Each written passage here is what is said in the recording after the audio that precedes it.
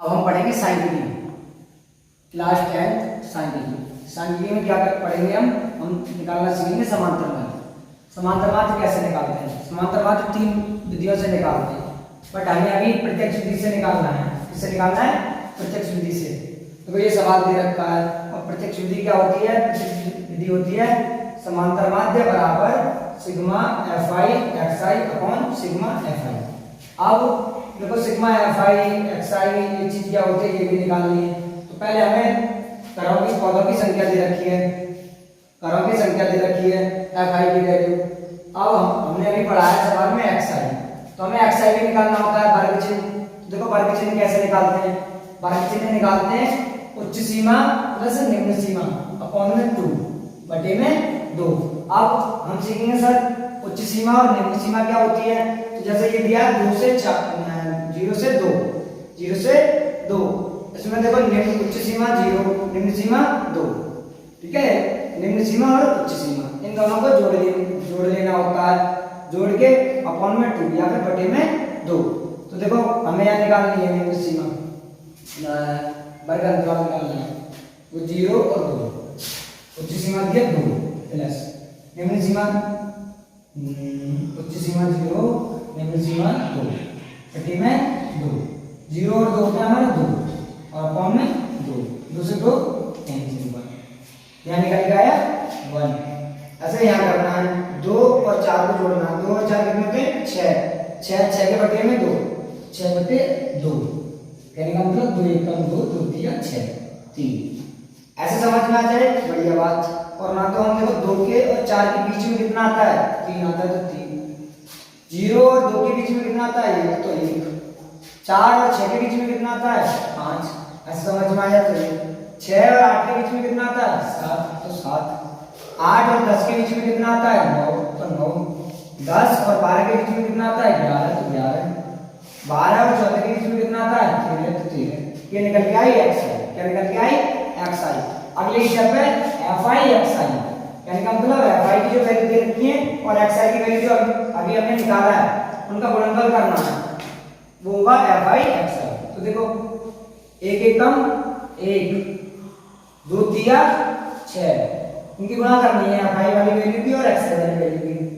1 पंजे 5 5 सत्ते 35 6 9 54 2 11 में 11 दूनी 22 और देखो 3 और 13 13 दूनी 26 13 39 39। जरूरत किसकी हमें? Sigma F I. F I की वैल्यू ये है और सिग्मा का मतलब होता है इतने जो अंक दिए हैं हमें सबको जोड़ना है। सिग्मा एफ आई दिया है तो सब एफ आई वाले जोड़ लेते हैं। Sigma x I F I दिया है तो सिग्मा एफ आई एक्स आई जोड़ लेते हैं। सिग्मा एफ आई जोड़ना है तो देखो 1 और 2 3 3 और 1 4 4 और 5 9 9 और 6 15 15 और 2 17 17 और 3 20। तो सिग्मा एफ आई बराबर 20।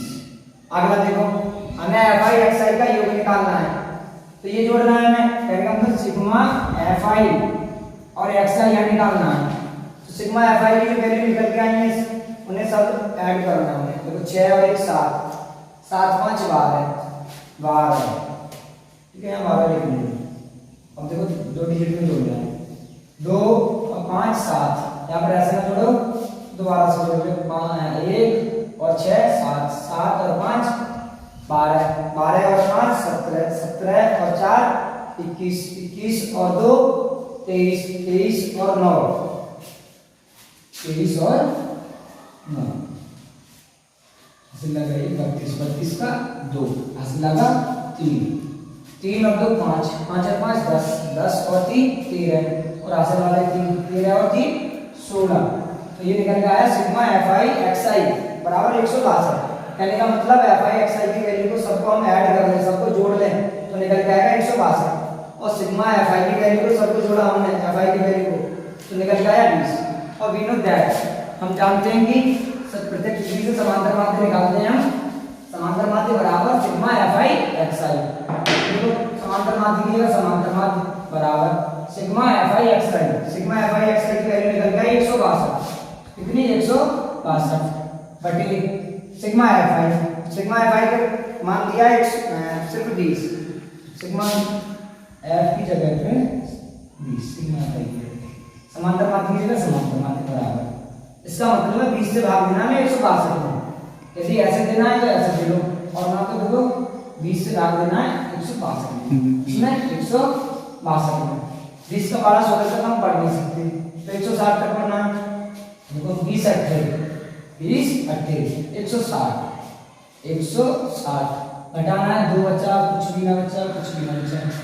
अब हमने यहाँ पॉइंट लगाया, क्यों? क्योंकि 20 का 12 तो पढ़ नहीं सकते, पॉइंट लगाया, 0 बढ़ाया, 20 से कम 20 से 20 तो आंसर निकल के आया, प्रतिकृति से समांतर माध्य निकल के आया हमारा 8.1 या फिर 8.1 ये समांतर माध्य निकल के आया। दोबारा से रिपीट करते हैं हम। देखो प्रत्येक विधि से हमने समांतर माध्य निकाला था। प्रत्येक विधि का फॉर्मूला होता है समांतर माध्य बराबर sigma F I X I upon sigma F I.